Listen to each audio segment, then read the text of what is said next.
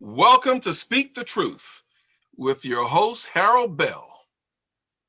Baseball players, America strong, now where they belong. Tonight, the move long overdue. The baseball record books about to be forever changed.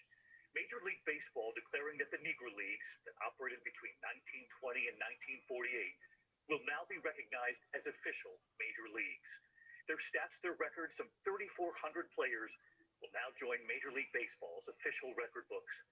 In addition, baseball legends including Jackie Robinson, Willie Mays, and Satchel Paige will all see their official records climb. Their Negro League stats will be added to their Major League ones. Tonight, Major League Baseball Commissioner Rob Manfred saying, "All of us who love baseball have long known that the Negro Leagues produced many of our game's best players, innovations, and triumphs against a backdrop of injustice. We are now grateful to count the players of the Negro Leagues where they belong, as major leaguers within the official historical record. Tonight, this new recognition, a century in the making, their rightful place." Good night. All right. Okay. Hi, I'm Harold Bell, and this is Zoom Sunday Speak the Truth. What a great way to head in to February, Black History Month, the shortest month of the year that white folks gave us to celebrate Black history. But those of us who are in this show know we celebrate Black history 365 days of the year. So today our show is on the Negro Leagues. What a great way. Let me introduce my team, the people that are here, starting off with our young man, CJ Christopher Johnson. Christopher is all things politics and sports. He's been with the show since its inception. And also joining us is my dear friend from Atlanta, Georgia. I'm talking about the one and only John Hollis. He's a former president of the 100 Black Men in DeKalb County. Television 40 honor him as a community hero for his reach back efforts in the Atlanta, Georgia community. The number of young men who have passed through his youth and RBI baseball teams into Major League Baseball read like a who's who. And I mean, read like a who's who. John is really his hero. None other than Hank Aaron. Of course, one of his greatest honors was to pitch hit for his hero. He was asked to throw out the first pitch in a new stadium named after Hank, and this is what it looked like. Could we run that video, Gary? All right, let's run that here and see. Let's pull it out right now.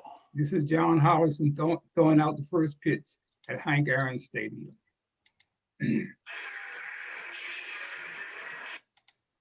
I don't think he got him going off the field. We don't see the first pitch. All right, that was fast. He threw it so fast. He threw it so fast. Yeah, it's like Satchel Paige used to be known for. Okay, there's John taking the mound right now. All right. Go ahead, big boy. All right. Don't look back. They might be gaining on you. I didn't see any dirt kick up, so he must have did it right. That's right.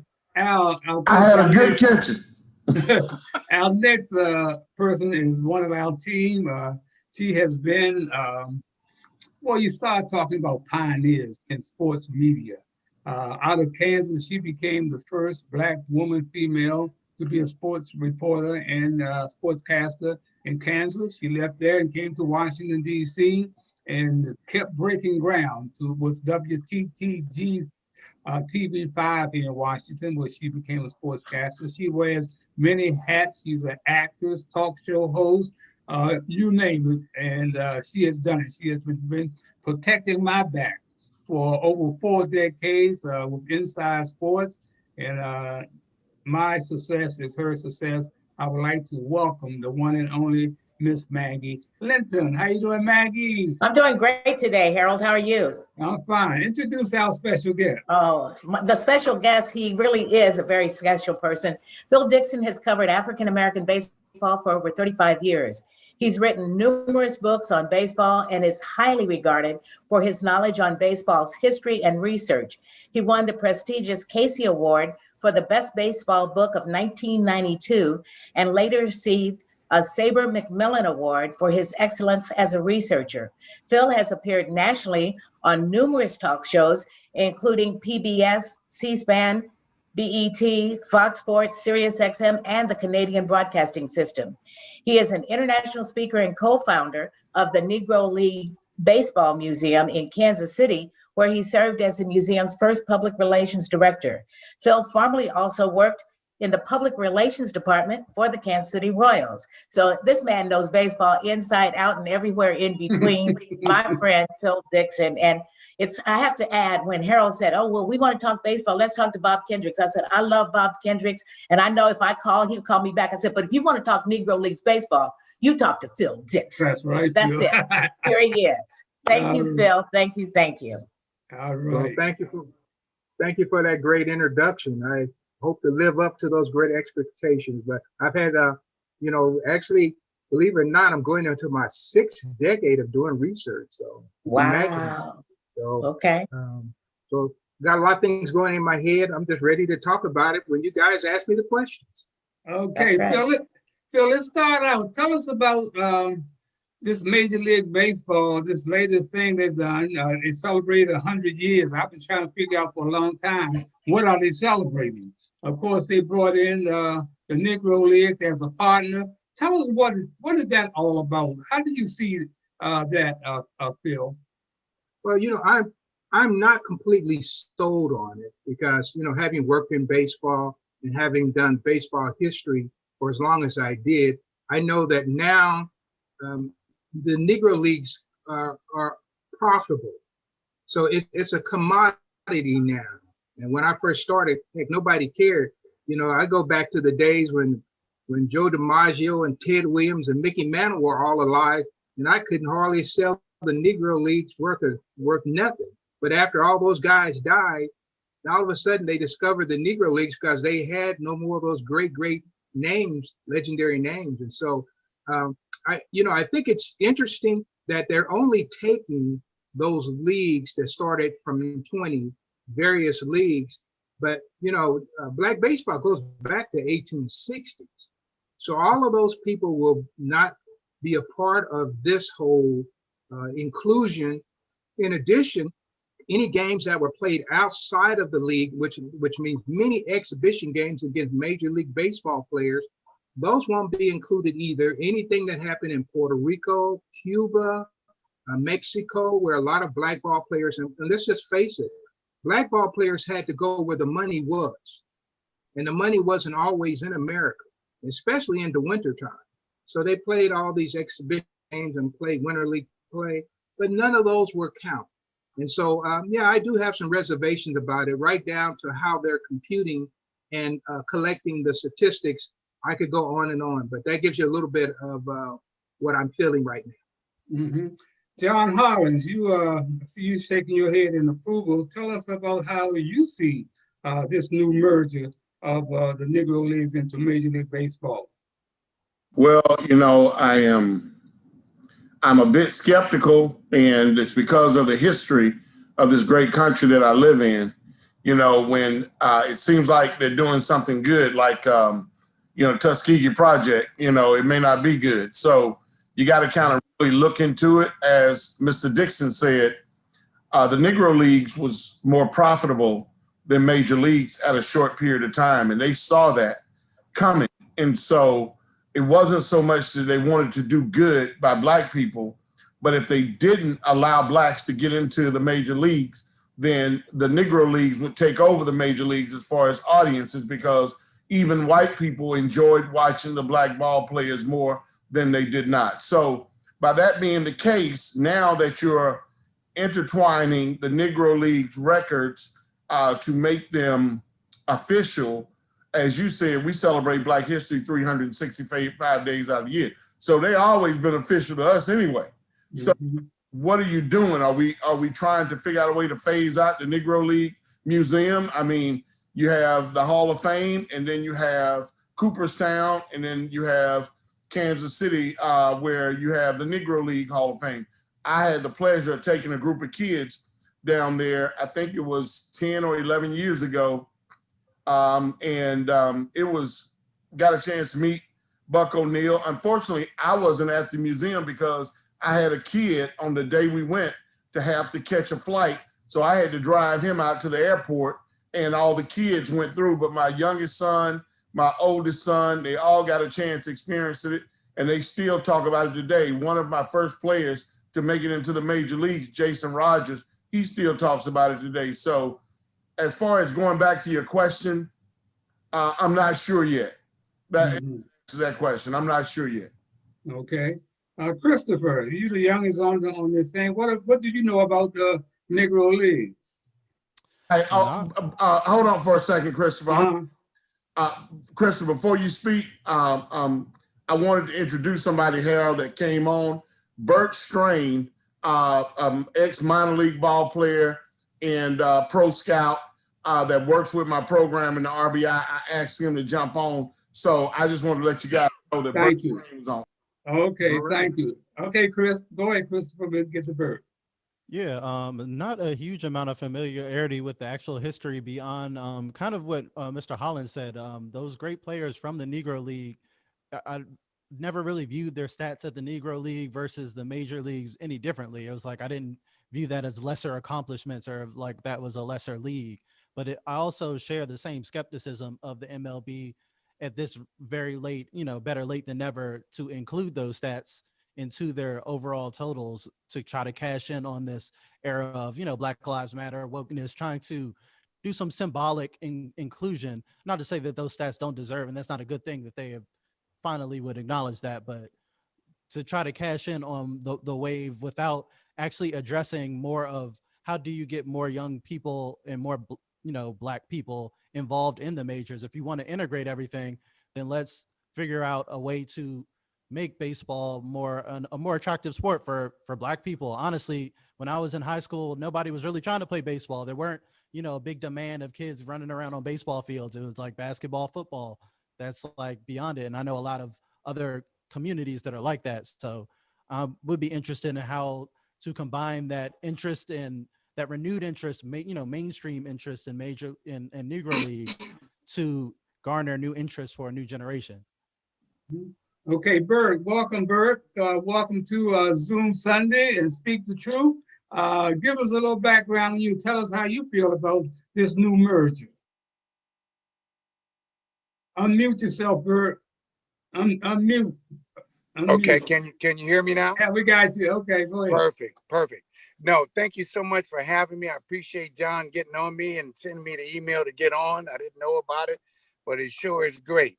My opinion about the stats in the Negro League, I'm from West Oakland, California. Played minor league ball, played in Japan, spent time with the national coaches in Cuba, worked with a lot of players that's playing in the big leagues. I got 5 guys I work with right now in the big league.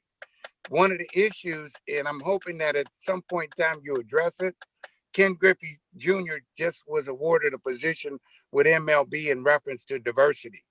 And I responded to his Instagram or tweet and simply said, the issue is we don't have Black ownership. If we have Black ownership, then how do you think, or you guys on the line that are players or know about players, how do you think the field would look? The difference in the type of play, what would we be doing? The reason why white people, and I'm saying people other than African Americans, came to the Negro League because it was entertainment. Go to Japan and watch them play. Watch the pom-pom girls on top of the dugout. Watch the music. Watch what's going on. The Negro League was entertainment. I fall asleep at a big league game now in the 3rd inning. There's only 2 things going to happen real good. There's going to be a lot of strikeouts, no running, no hit and run, no bunting, ill-adroited strategy, and all of that. So all I'm saying is that, and I told Griffey Jr. because I know his dad played the minor leagues against him. And I said, you guys need to push for Black ownership. I'm talking about real Black ownership, because I'm in the South now for the 2nd time. And the best athletes in the world, and I told John Hollis this, see, I came from Frank Robinson, Beta Benson, Tommy Harper, Curtis Flood, Jesse Gonda, Pumpsy Green, all from my all same neighborhood. You follow me? So these are guys I know from Joe Morgan. Wasn't Joe Morgan, it was Little Joe. So you bottom what I'm saying? So what I'm saying to us, we got to have black ownership, because in the South, there's not enough scouts. But I scouted on the West Coast, and we always used to laugh and giggle at the brothers in the South because you can't get 2-3 games in a day. Period. Incoming call. Press Uconnect phone button to answer. Phone call completed. You can't get 2 or 3 games in the South. And I'm not saying the guys are lazy, but PBR and Perfect Game, you know darn well, hands on, eyes on. That's how you scout. That's how you project. We don't have hands on anymore. There ain't no scouts working out young brothers or having them work out and say, little man, let me share this with you. Let me show you how to do this. Let me work on this. When we went to San Juan with RBI, when we went to Curacao, there wasn't no scouts of other color. Every scout there was that color. And every scout was working out those young players. So therefore, when they became a draft eligible, they had all 30 teams looking for them. So that's all I got to say. But it's really a treat being on. You guys got a nice format, and I'm hoping to be involved with it. Okay. All right. Thank you. Gary? Yeah, I mean, aside from what I knew and heard growing up from older relatives about baseball, I was never really a baseball fan, but I did learn more about the Negro Leagues and got more into it when I met Dwayne Sims about 20 years ago, and his involvement up here with the Negro League Hall of Fame. And then I started doing my research on Buck O'Neil. Of course, I already knew about Jackie Robinson. So, but like CJ growing up, and I'm a generation older than CJ, it wasn't that much emphasis on playing baseball. Although growing up in the city in DC, at Lamont Riggs, we played baseball. We had coaches, and they would tell us about the strategy and how to do things. But growing up just wasn't that big a deal. But I can connect with the entertainment value of what I've seen in the history and on films of the Negro Leagues and how the athleticism and entertainment value. Maggie? You're on mute. You're on mute. I'm old enough to actually remember seeing these guys play. And you know, talk about Jackie Robinson, but there's Don Newcomb, Roy Campanella. I actually had his autograph. I met him before he actually got into the car accident. And then I used to see him when we'd go to visit my aunt in Harlem. You know, he ran a liquor store up in Harlem for years. So you'd go by there and he'd sit there and tell you stories. You know, it was just, I'm old enough to remember some of the truly great players who wound up going into the majors, but I can also remember that fringe group that I got to see of Negro Leagues who put on exhibitions in and around, because Kansas City was always a hotbed for baseball, and that was my dad's favorite sport. So do we need leadership? Yeah. Are there things still wrong? Yeah, but you know what? Get in the door. And that's me, the eternal optimist. You're putting your foot in the door and then you change the rules as you go along. Eventually, if you're not even in the park, you can't change the rules. And as Bert was saying, you know, you never know what position he could be in to help open that door and make them more aware. But if you're standing on the outside looking in, you can't get it done. So is there more that needs to be done? Yeah, no doubt. Okay. I'm going to go back to Phil, and I'm going to go back to what Bert was saying about ownership. That's what blows my mind, man. How are we going to keep going? We keep going for anything. You know, we got these guys pretending that they're minority owners. They don't make any baseball decisions, hire or fire, but they put these black faces out there and they smiling. They send one guy in who I had nothing but the utmost respect for him. They brought him as a minority owner, and he was told to go fire 2 Hall of Famers. Get rid of them. Well, how can you do something like that? How can you sleep at night, man, when you allow these white folks to bring you in and tell you to fire the black guys? Phil, tell me how you feel about that. These minority owners who are nothing but, they just placed out there, man. Phil, you hear me? Phil, take yourself off mute, Phil. Can't hear you. If Phil doesn't want to respond, I'd like to say something about that. Okay, we'll come back to Phil. Go ahead, Bert. You have two African-Americans, major executives. Mike Hill, I work for him in Tampa Bay. Mike Hill gets fired by Derek Jeter. They bring in somebody from the Mets or from New York, no experience like him. Mike Hill did 45 of those trades to get the Marlins where they are now. 45. Major player. Didn't get the new job with New York Mets. They hired some guy that they just had to fire in a month. But more importantly, Mike Hill is now working for Major League Baseball. I don't know what capacity, but he's there. So I'm hoping Mike knows. I mean, he's very astute. He's either a Harvard or Yale graduate. So he should have a job in Major League Baseball, but he doesn't. And some of you may remember, we had a major candidate from the South, very good friend of the creator of RBI, John Young's friend, that came in to become an owner, a billionaire. I didn't say a millionaire, billionaire. In Major League Baseball, because of the setup, all the owners have to vote you in. That's why we don't have black ownership. They have to vote you in. So now you got a guy that was a billionaire, had all the money in the world, like Lerner with the Washington Nationals, and they say, oh no, you got to divorce your holdings. Well, wait a minute. Everybody else didn't divorce away from their holdings.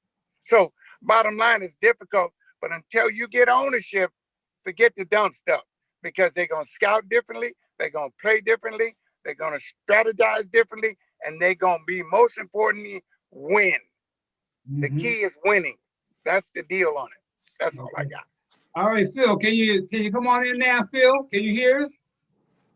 Phil Dixon, can you hear us? Can't hear you.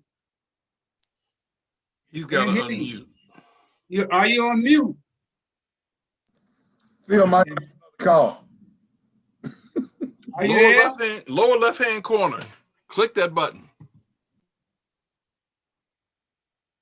Can't hear. John, why don't you pick it up there from while Phil tries to get himself straight? John Hollins, go ahead. Well, first of all, to try to get back on track on your conversation in the Negro Leagues and what has happened in regards to them deciding to go along with the stats and us celebrating Black History Month, 28 days, the shortest month out of the year, and all that entails. I just think that we as African-American men and women have to continue to tell our story. If we don't tell our story, then people will tell the narrative for themselves.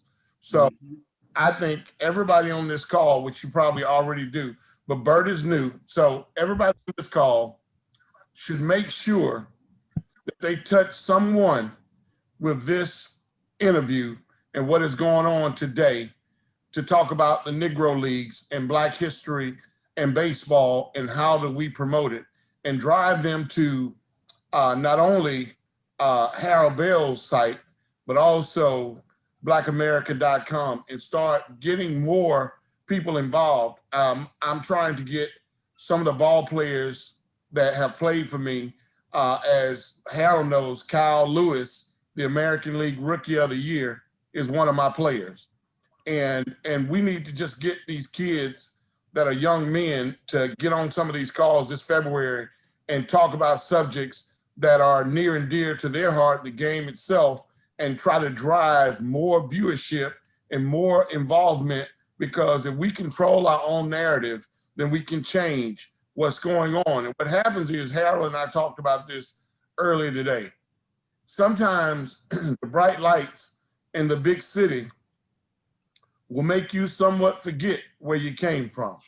And I don't mean that negatively, though it sounds negative. What it means, you can get so busy and caught up in the hustle and bustle and be caught up in the fame and fortune and the Bentleys and the ladies and the houses and the clubs, and all of a sudden, you really don't see that this is only a short period of your life, and it's going to pass by. And once it passed by, as a Black ball player, what have you done to make the game better? What have you done to make young people understand what you've gone through to get where you are right now?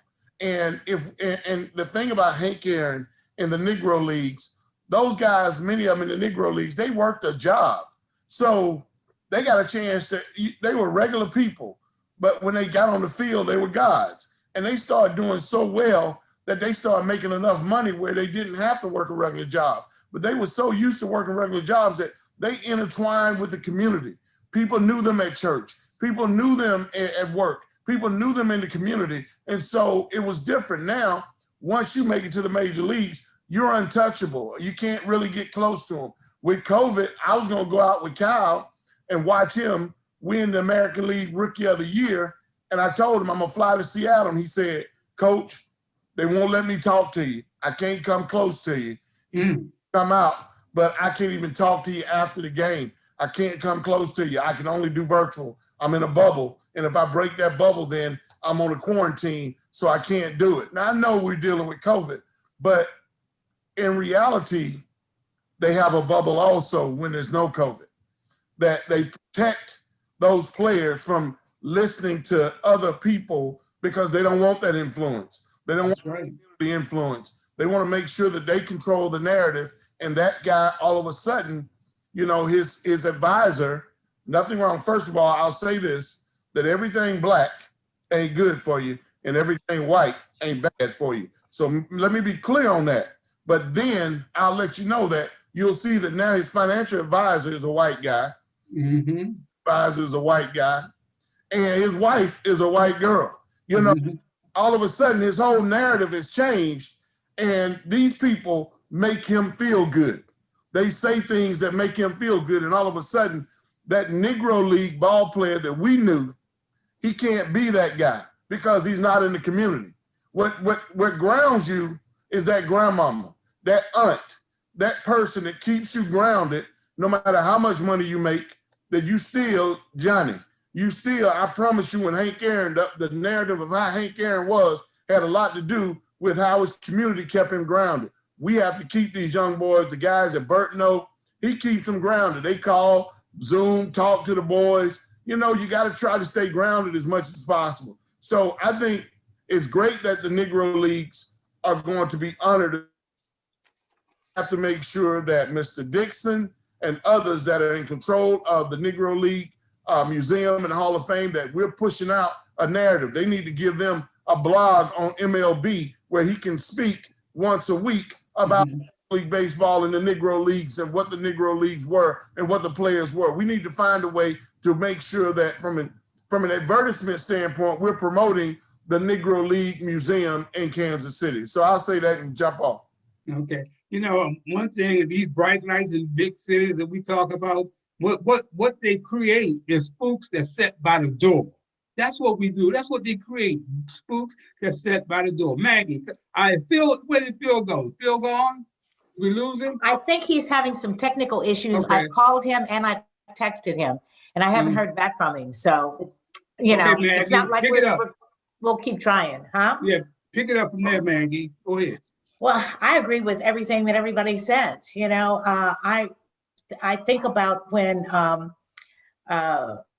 LeBron James, you know, when the things down in Georgia started and they were bringing people together, and the women's basketball team said, we're gonna make a statement. And one of the owners of that team was a woman that was running against Ossoff, okay? But they said, we don't care who owns us. We're going to go ahead and do what we need to do and what we want to do. And that's exactly what they did. And sometimes the wake-up call, well, actually most times the wake-up call has to come from within. And you have to decide which side you're going to stand on. If it's the stand of right, or if it's, I'm just going to go with my boys. And there's a difference in where your mindset is and what you want and what you need. And I agree with everything that everybody said. Ownership is the way the true path. But even with that, sometimes you never know where that help's going to come from. And I'm still saying, open the door, let me in, and then I can start changing the rules. I think Phil's on with us now. Yeah, look Phil, like are he's you back. there? Can you hear us, Phil? Phil, can you It looks hear like us? Phil still can't hear us. it looks like he's frozen. Look you like know? he's frozen. Yeah, Okay. yeah. Gary, pick it up, Gary. Well, just like, I mean, like Maggie, I agree with everyone that said ownership is the key, but you can't make change if you're not in the room. Mm-hmm. And, you know, and we hear a lot of about Black people, usually former athletes, being involved in sports, and they always use the term, oh, well, they're part owner, but the percentage of ownership is so small. When I talk about owner, I mean, it's like having a nice title in a corporate setting. And when I go into corporate America and I go work with clients, I always say especially the Black folks, I'm not really that concerned about your title. I'm more concerned about your influence. What kind of juice do you have around the boardroom? And usually the people with the big titles, the Black people, they don't have a vote in the boardroom. And so that's what I'm usually, I want, the title doesn't mean anything. It's your influence and what kind of a difference can you make in that organization. So that's what I'm looking for. Mr. Dixon, are you with us now? We got you. I got kicked out three times. So never quit. Hashtag never quit. Go ahead, Phil. I got back on, and I had two broadcasts going at once, and so I had to go out of one. So anyway, no, but I heard a lot of the conversation. You know, one thing I might add to this is this is something that most people don't know. Having worked in baseball, I met a lot of African Americans who worked in sports. You know, there's been a lot of lawsuits settled out of court that never have become public. And so these are people that I know in baseball whose story has not been told about the racism that is existing even today. So that's a whole nother thing that most people won't talk about, because the people who are involved, you know, they've been sworn to silence. Okay. One thing we got to understand too is the old saying that as long as the Lions don't hire the proper PR team, the narrative is always going to be controlled by of course, the folks who own them, or the hunters. Will be controlled by the hunter. And that's what's happening in baseball, in football, in basketball. They are controlling the narrative. In baseball, you have less than 10% African Americans on the field or on the roster. Jackie Robinson broke the door down in 1947. And here we have less than 10% of African Americans playing on the field. But every day at Jackie Robinson Day, they put number 42 on everybody. If they just put them on the Black African Americans, you will see how many African Americans that we have out there. And that is a big problem, man. They control the narrative in NBA, NFL. And like I say, when these brothers come in as number one draft choice, they go to a white real estate agent, and he places them where they want them to be. That's what happens. This happens over and over again. We're going to get back to Bert, but I want to come to Chris. Chris, you've been listening to everything that's being said. Tell me how you feel about this as a young man.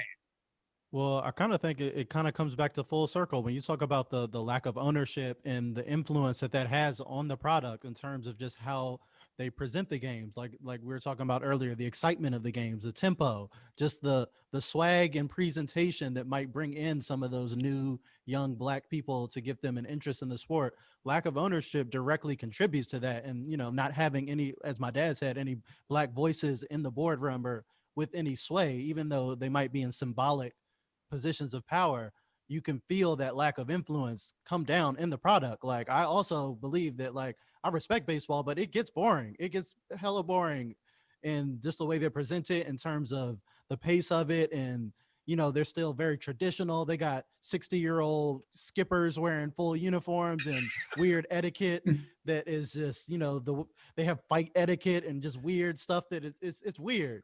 And it's not always easily packaged to the young Black urban community. Like I said, Ken Griffey was a star when I was growing up that we could relate to. Ken Griffey had the signature shoe and kind of got that interest, but there's how many Ken Griffey Juniors are there in terms of young Black stars that really connect in that sport, that they really push, that they really, you know, encourage and market. Okay, Bert, I want to come back to you, but first, Gary, let's go to that Kurt Flood interview with Don King. Let's hear what Don King has to say about Kurt Flood. Okay, let me make sure I think I got that one pulled up here. Mm-hmm. Because I want to come back and talk about that. Yeah, keep talking just to make sure. Hang on. Yeah. One of the things that seems to be, they're having this secret ballot when it comes to Hall of Fame. You don't know who's voting for the Hall of Fame. You don't know who's voting against you or who's voting for you. I don't understand how they allow something like that to go on today. You don't know who's controlling the ballot. And they keep guys out. They done kept Maury Wills out forever. He revolutionized Major League Baseball when it comes to stealing bases. He revolutionized, but they don't want him in the Hall of Fame because somebody he slept with. Gary, can you find that? Is this the one with Don King? Yes. Oh, okay. Yeah, I got that one ready. Let's go. Okay. Let's pull this one up.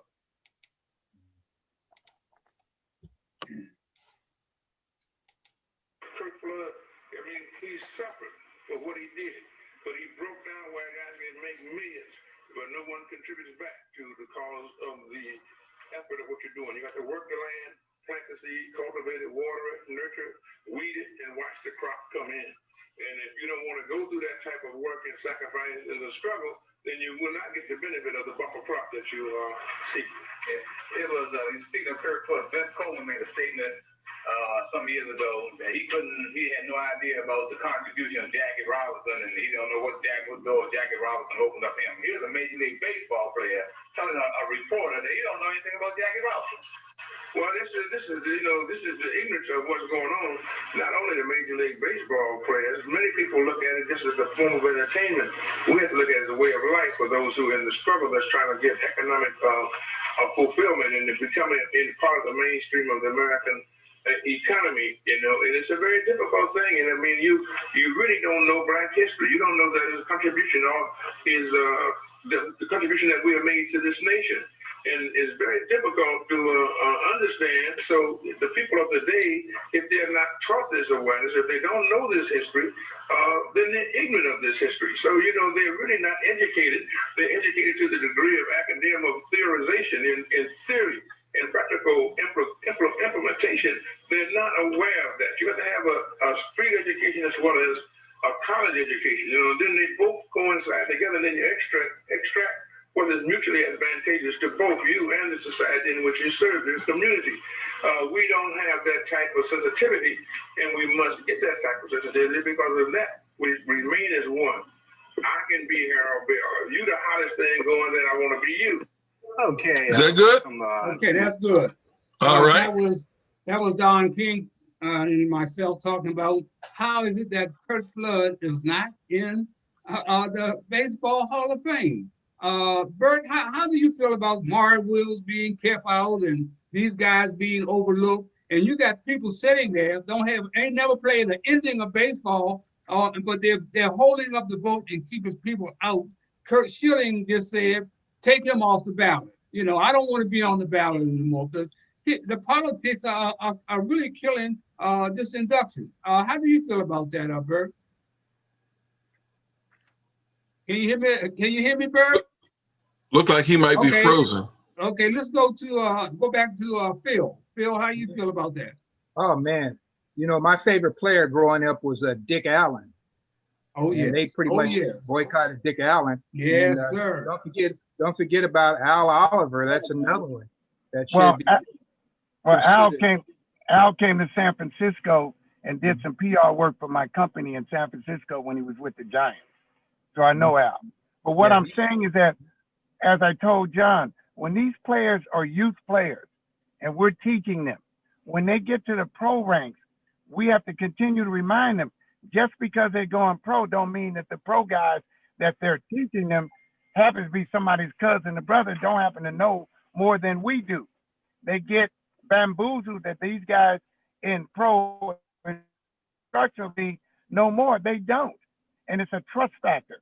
Dontrell Willis, give you an example, 2003, Rookie of the Year, All-Star team, won the World Series from Oakland. He said, Coach, here's $100,000. I want you to take this, get these kids, put some uniforms on them. And I bought these uniforms to Atlanta, Georgia right now. But the key is trust.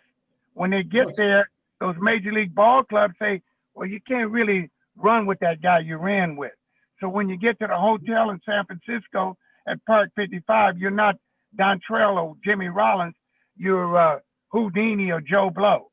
They make them change their name. They go through a litany of stuff so their friends, family, and brothers can get in touch with them. That's the way it works. So John knows this. When I tell a guy, help you to get to the big leagues, when I call you in the hotel, I'm not asking for no money. I need 4 tickets, 4 field passes, and I want you to autograph for these kids. That's it. And if we don't get these brothers, you guys saying 10%. I'm working with some big league guys this past week, and they say it's 2%. That's what I've seen. I'm hoping it's not 2. Wow. That was for a short season, but I've seen that these numbers there. And it's all because of, let's go back to the original thing. If we increase our numbers back to where they were, and the Latins and the Taiwanese and the Japanese come, who's getting hurt? Whose numbers are going down? The Caucasian players. They own the team. Their players ain't going down. Their percentages don't deviate that much. Ain't no brother sitting in the big leagues as a utility guy. No, if you don't start, you ain't on the ball club. Wow. So I'm really disappointed that Major League Baseball didn't utilize the designating hitters. That would have gave more brothers jobs, but no, they didn't. So I'm really thankful that you're talking about Curtis, because Curtis should be in the Hall of Fame. When Curtis did his thing, went to Europe, painted, came back, Curtis was darn near destitute. He died destitute. All them cats had made millions of dollars. One of my teammates, Bob Boone, a white guy, my third baseman that moved to catcher, got $1 million contract. I say, man, if it wasn't for Curtis, you wouldn't have got that money. He said, you're right. But who sent money to him? Reggie Jackson didn't. Ricky didn't. All those guys didn't send no money to him. And all of his memorabilia was sold in huntsauction.com, from his checkbooks to his driver's license to letters, his gloves, his socks, his shoes, because he didn't have any money. And that's what I've seen. And that's because of the brothers. I'm going to put it on the brothers. Hello. So pick it up from there, Phil. Go ahead, Phil. Pick it up from there. Well, one thing, I kind of really agree with that. I would even go as far as to say, they took Kennesaw Mountain's name, Kennesaw Mountain Landis, who was a pretty prejudiced commissioner of baseball, off of the MVP award. Well, I'm listening to him. I'm saying maybe I need to start petitioning for the Kurt Flood MVP award, because he's never gotten his just due. And, all right. One other thing I might mention too, my last book was called The Dizzy and Daffy Dean Barnstorming Tour. And this is another problem that we have from the writing standpoint and recording the history, that if you think about it, you can't name maybe 4 Black people at the most, if you challenge yourself, who have written books about white players, historic white players, say it's the Babe Ruths, or in my case, the Dizzy. That is a territory that is unchallenged. And so I wanted to break that barrier amongst many other barriers I've broken over the years, and I pretty much broke it. But here's the interesting thing. I did not get one national review on that book, but the book sold tons. It was because people talked about it and saw the information in it. And it was called The Dizzy and Daffy Dean Barnstorming Tour, Race, Media, and America's National Pastime. And believe me, I tried to change the way we talk about baseball, but it's something that having a black guy write about old white guys is still not accepted. Mm-hmm. You know, you open up a can of worms there, Phil, because I've been saying this forever. And I told Harold Michael Harvey, who was supposed to be on here with us, but he came down with some pain in his back, that I get tired of seeing Ken Burns write our stories. You know, Ken Burns, he never walks in our shoes, but he writes all our stories. He locks down PBS. He writes the Jackie Robinson story. He writes the Jack Johnson story. He writes the Martin Luther King story. Man, we got to start writing our own stories. You're hitting it right on the head. They don't allow us to write white people's story, but they can write our story. I want to, Maggie, I want to pick it up from there, Maggie. Well, I agree. That's it. I mean, you know, but again, more of us are starting to tell the story, and you know, a lot of it has to do through self-publishing or whatever however avenue you can find. And then, you know, I was listening to somebody the other day talking about how, isn't it smart that parents are now introducing books at their homes written by Black people and stuff like that? And I go, well, that's what I grew up on. You know, we had sepia magazines. We had the Black writers. I have an old Zora and Neil Thurston book back in, you know, The Sign. But it's always in our home. It was the awareness of being Black and proud and knowing that our story was being told by somebody. I mean, we had the Black newspapers that came in, the Kansas City Call, you know, I can't remember, I want to say the St. Louis Post-Dispatch, but that was the regular newspaper. But our family always had it. And that's what we have to all do to make ourselves more aware. It doesn't just begin because somebody owns something or somebody's playing there, but starting at the youngest age, letting people know that Black people have been a part of this country and moving it forward. And the stories that need to be told are still many more that need to be told, but there have always been people out there putting it out there if we've been willing to look. And that's why I loved having Phil on, because he's told the stories. He's helped make that Negro Leagues Baseball Museum what it is. And we have to be open for listening and looking for the positive things that we have done and supporting the people who have done it. Mm-hmm.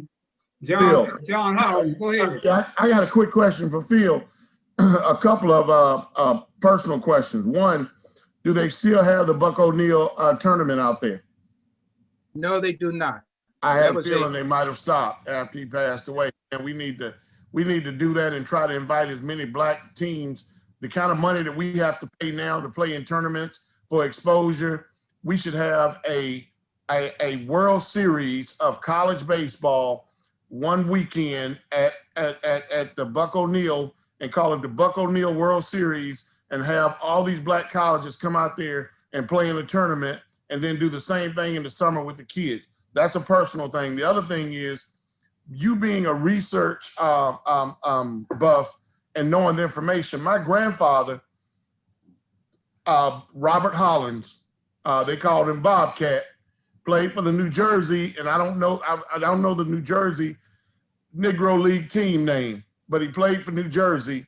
And in the book, it just says Bobcat. It doesn't say his last name. And I was wondering if you could research some more information on that, but they called him Bobcat because he could fly. And my uncle was just like him, fastest man in the Navy when he went in, 9'6". I don't know why I didn't get the gene. I want to ask everybody, you know, I know we get everybody on time. I want to ask you guys, what is it about the Jackie Robinson Museum that is not up and running? Baseball got more money than all the sports in the world, but they keep putting Rachel Jackson and her daughter on hold and getting money for this museum. She's been trying to get this museum built for over, I know, close to 10 years. And I asked Michael Wilbon on ESPN in the dressing room one time. I said, what, Mike, why is it we can't get Jackie Robinson Museum built? He said, look, I'm meeting with Bud Selig, man, Harold, in a couple of days. I'm going to find what's going on with that. I ain't seen Michael Wilbon since. You know, what is it? Does anybody have any clue what's holding up having this museum built? Anybody? Well, let's see. I don't have a clue, but I've just added it to my list of things to check on. And I'd like to know why too, because as far as I know, there is no museum for a black ball player in this country. And I hope I'm correct. I can't think of any, but I well, Muhammad Ali has his museum, but he's not a ball player. He's an athlete. Oh yeah, yeah. Right. I'm talking specifically baseball right now. Oh no, no. Okay, so but you know, with all the great players we've had, but you know, I can name white players who were not as good as those who do have museums, and so you know, there's still a lot of work to be done. And I know Major League Baseball, you know, according to 2017 statistics, was worth about $35 billion. And I know they've given the Negro Leagues Museum $2 million. That's a drop in the bucket. But that's just one organization. That's just one organization. And a lot of the things that have contributed to black athletes being prolific in the major leagues really didn't start at the major league level. They started at the people level and community places like that. So unless we go back to that, you know, I'm afraid that, you know, we're going to be stuck about where we are for a considerable amount of time. Can I also mention something on Ken Burns? Go ahead. Ken Burns did his baseball series, and this is in the 90s. And Ken Burns, people contacted me. And at that particular time, I had a really hot book. Matter of fact, it opened up a lot of conversation about it. But Ken Burns, they wouldn't let me on the air. I was a young black guy. I was still actually probably in my 30s at that time. And they wouldn't let one at pictures from me. And so years later, probably at the end of that year, after Ken Burns's baseball came out, somebody called me and they said, we want you to come to New York because we're giving Ken Burns Award. We want to give you the same award. And I said, well, why are you giving me the same award? They said, because we know he got it from your book. And so Ken Burns, you know, I've always been kind of lukewarm. He does great work. Black guy like myself who was in his 30s and had the top book could have added a whole lot more to that conversation. And if you ever look, find out that he only uses one black historian, and that's Dr. Gerald Early out of St. Louis, who was not a baseball historian. And there's no black fans who are talking. There's only a few Negro leaguers, but when he talks about Major League, changes the whole narrative.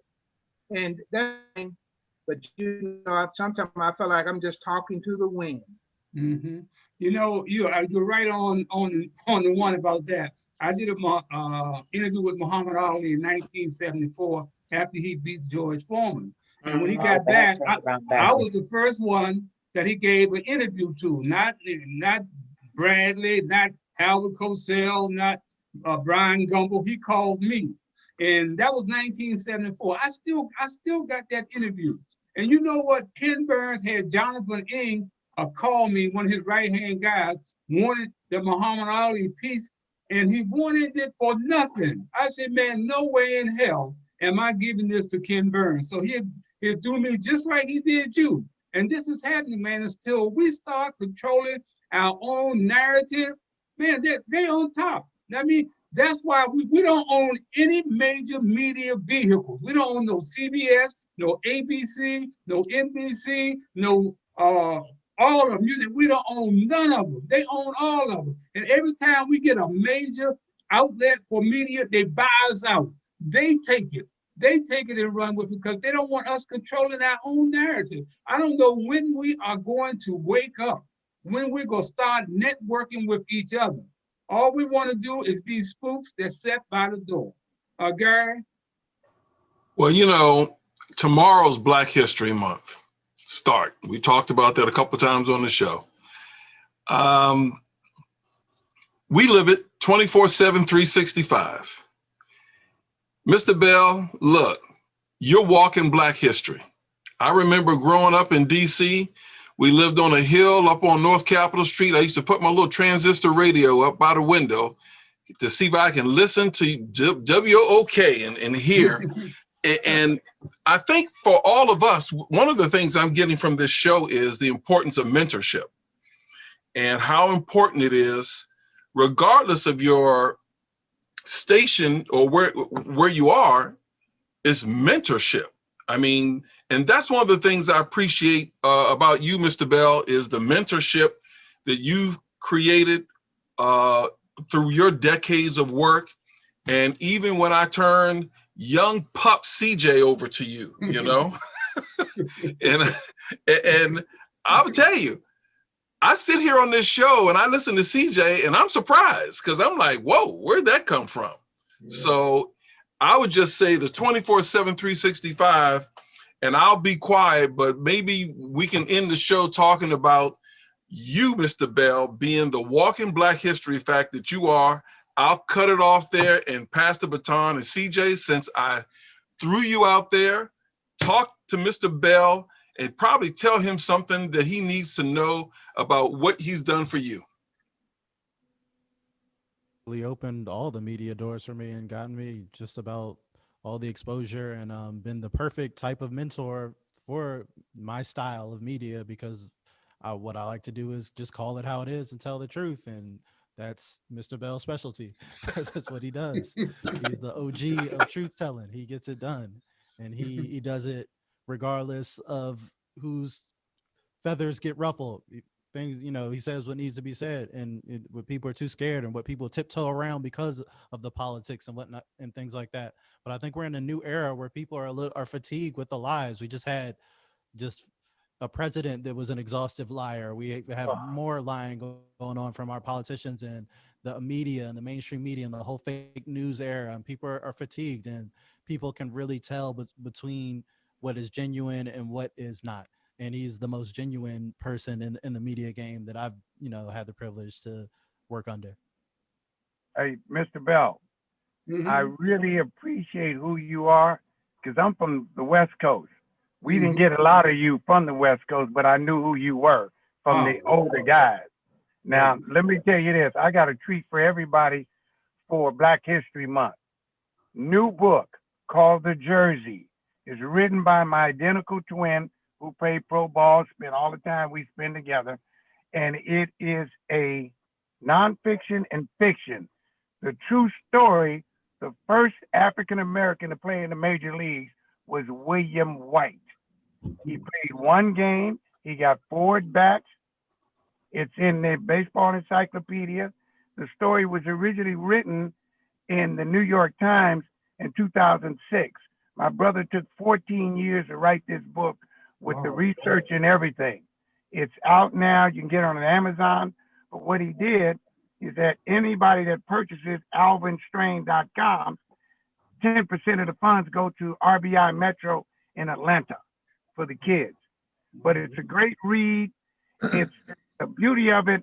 You're going to see something in there. I can't flip the story for you, but it's going to tie right back into the Negro League. We're doing something with Bob Kendricks in Kansas City with a book signing there. But more importantly, it's a true story with a whole lot of other good stuff. I'm in it. Okay. Well, hey, what's the name of it again, please? It's called The Jersey. Okay. Thank you. You'll love it. Great read. Well, you kind of stole my thunder there, Bert. I was going to talk to Harold about trying to bring your brother on and you, since it's Black History Month, to kind of talk about it and talk about your journey, not only in the minor leagues, but from a major league scout to winning the, the story of winning the American League World Series. American League World Series in Tuscaloosa, Alabama in 1960.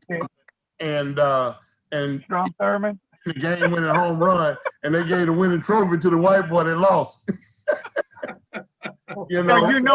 Strom Thurmond gave him the trophy. Governor Wallace was standing there with him. Yeah. Wow. Yeah. So I mean, I think for Black History that'll be a great story, and I'm going to try to encourage our kids, what have you. But that'll be up to Harold. I wanted to talk about Harold briefly, in a mentor to me. I met Harold on the streets of Washington, D.C. I brought 50 kids up to Washington, D.C. to visit the Civil Rights Museum. And we wanted them to experience Black culture in D.C. So we knew of the first minority-owned business that we were aware of, Ben's Chili Bowl. And so we took them all to Ben's Chili Bowl. And who was there? Harold Bell. So he first began to insult me by saying, "Oh, you with the 100? Them Negroes don't never do nothing." And so we hit it off right then and there. I said, "I got 50 kids in here eating hot dogs, to eat sausages." And you saying, "Oh," he said, "Well, I'm not talking about you. I'm talking about the one up in D.C." Long story short, our passion met each other for truth, for helping people, and for making a difference in kids' lives through our influence and our resources. And so, you know, it's funny because you guys may not know his nephew, Donovan, is the NBA slam dunk champion of 18. And I think he just received a humanitarian award or something of that nature. I can't remember exactly, but doing stuff in the community. What wonderful thing would it be to bring those two worlds together to allow Harold and him to that NBA family of all those people. If we can just get him to sit down with Harold and do an interview on history and on the community and on what's going on. I just think that we are blessed. I told somebody a month ago about Hank Aaron. I've been, and Bert's aware of this, I've been for the last year trying to build a sports, health, and wellness community center in the name of Hank Aaron. I've had a lot of people say that they're interested and they're willing to do this or that, but nobody's really willing to put up the money. And so in that process, we've identified a location. We were feeling good about it, and Hank Aaron passed. My point behind that is none of us on this call are going to live forever. We have a national icon on this call in Harold Bell. All the things he's done with Muhammad Ali, with Hank Aaron, he had interviews with Hank.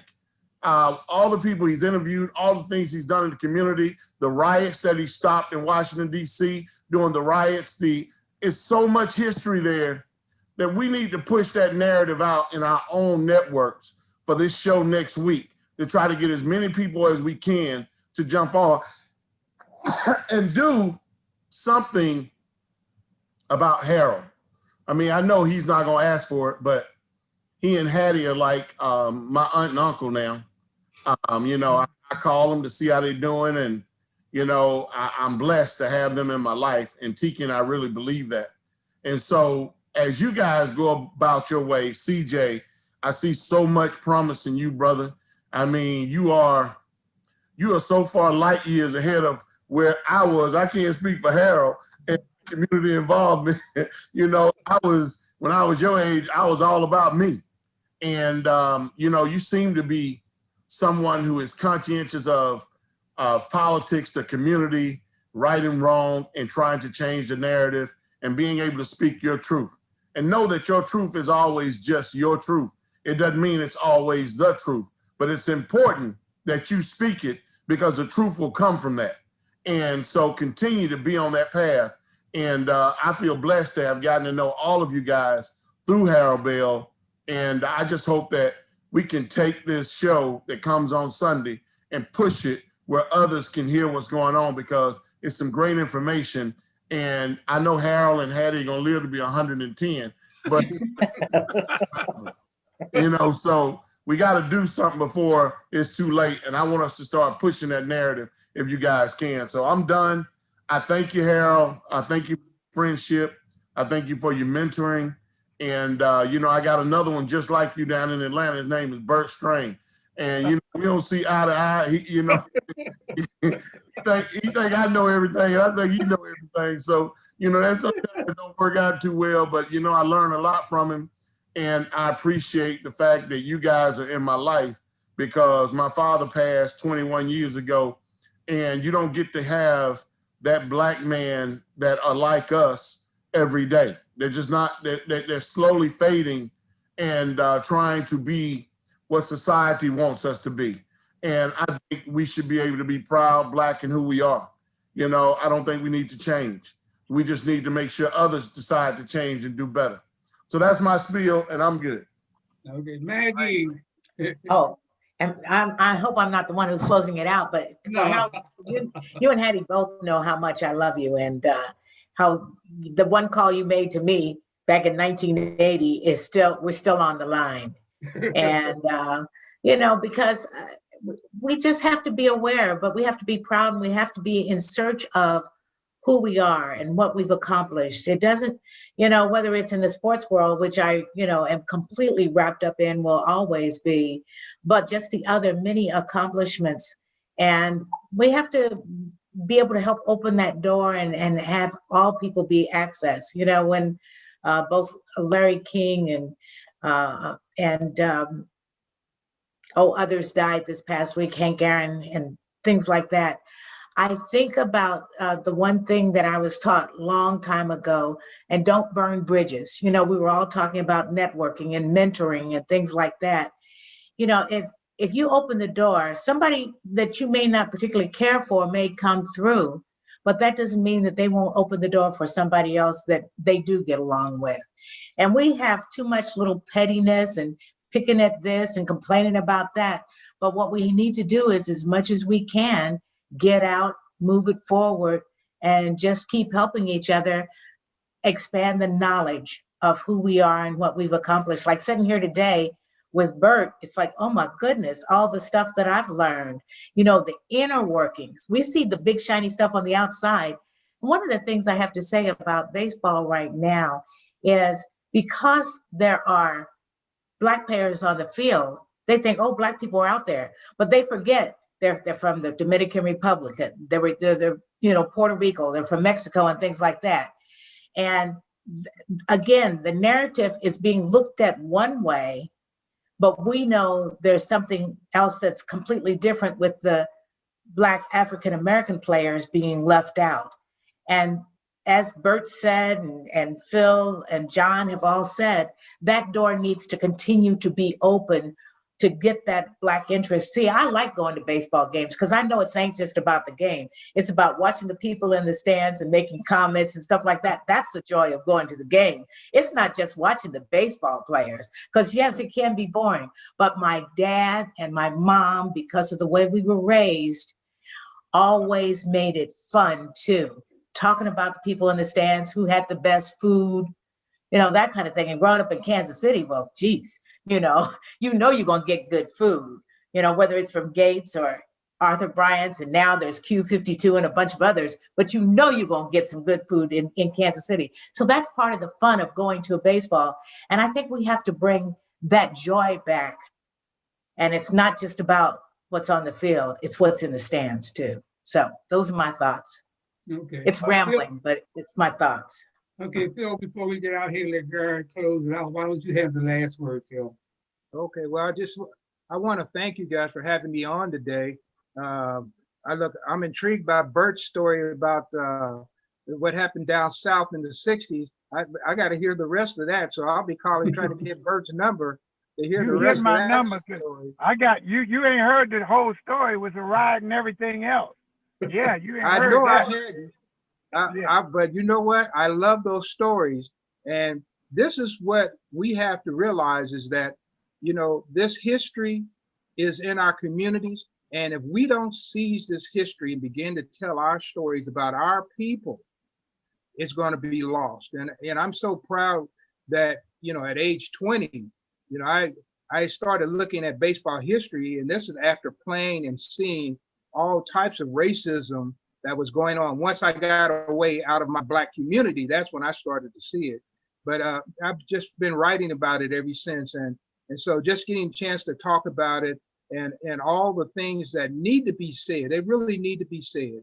But, you know, and if when I talk to young people, one thing that I always try to tell young people who are going to be writing is, one of the things that continues to affect me the most is people not citing their sources. And if you're going to be writing, cite your sources. And if you're going to be speaking, cite some sources, because you're getting this information from somebody. And I'm sure lots of people have gotten information from Harold Bell and never gave Harold Bell credit for it. So cite your sources. And CJ, that's one thing I would leave with you today. But I just want to thank everybody. I really enjoyed meeting you all. And hopefully I'll get a chance to talk with you again. And Bert, we got a conversation coming. Okay. Thank you, Maggie, for always. Please get my number. Please get my number. Okay. Before we get out of here, we start talking about, there are a lot of things that have gone down. Gary, this is my clutch hitter, designated hitter on my left. My wife, Hattie, of 52 years. She's been my pinch hitter and everything. But Gary and I are working on a very important project of community policing that I've been involved in, man, for 50 plus years, working out in the community with youth gangs and with cops. And this guy here was a friend of mine that gave me a police badge in 1968. They brought me in and swore me in as a cop and gave me only a police badge and no gun. His name is Tillman O'Brien. And he's about police community relations. And we want to get this book out, man. We want to be able to give it away, to cops, to black cops. If white cops want one, sure. But this tells you how to be a real man and be a real cop. And that's what it's all about. And Gary, as we get out of here, as you close out, will you run 60 seconds of the National Association of Black Journalists video for us so we can go out with that? Sure. And as far as the Black Cop book, Tillman O'Brien used to come in our homes. They used to have, my mother was a DC cop. They used to have study sessions. And so that's how I got to learn Chief O'Brien. And I reached out. The woman who wrote that book back in '74, her name is Ina Friedman. She's 95 years old. And so I found her today and sent an email. Hopefully she can respond back, but she has an active email. And so hopefully we'll see what we can do. But we're going to work on this presentation to make sure we get that book in. But let's look at some Black history as we close out the show. Mr. Bell, here we go. Come on now. Afternoon, and welcome to the 31st Sam Lacey Pioneer Award hosted by the NABJ Sports Task Force. I'm Ron Thomas, the director of House College Journalism Program, and your co-host. They're interesting. They taste like they got some graham crackers. To get a quick glimpse at today's honorees. Welcome to the 2020 Sports Pioneer Awards, presented by the NABJ. You tell me when to stop, Mr. Bell. Here are today's honorees. Washington, D.C.'s sports talk radio great, Harold Bell. In 1975, he was the first black golfer to compete in the Masters. Lee Elder. Legendary D.C. youth hockey organizer, Neil Henderson. The first black official to call an NCAA men's basketball championship game, Jim Howe. Veteran sports announcer for both BET and ESPN, Charlie Neal. A Hall of Fame NFL tight end and the league's first black general manager, Ozzie Newsome. A two-time WNBA champion and now an assistant coach with the Washington Wizards, Christy Tolliver. The 1962 NL MVP and a multiple season leader in stolen bases, MLB great, Maury Wills. And now, your co-host. Okay, we can go out of here with Maury Wills. Thanks. Hey, guys, thanks so much for being here on Speak the Truth. And until next time, got to have all of you guys back, man, because this was a great, great history-making program. And what a great way to go into Black History Month tomorrow. Until next time, I'm Harold Bell. And remember that every black face you see is not your brother, and every white face is not your enemy. Until next time, you can color me gone. Stay safe, everybody. Thank you.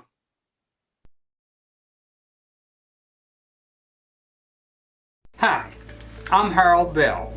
My wife Hattie and I founded a nonprofit organization in 1968, shortly after the riots that almost destroyed my hometown, Washington, D.C.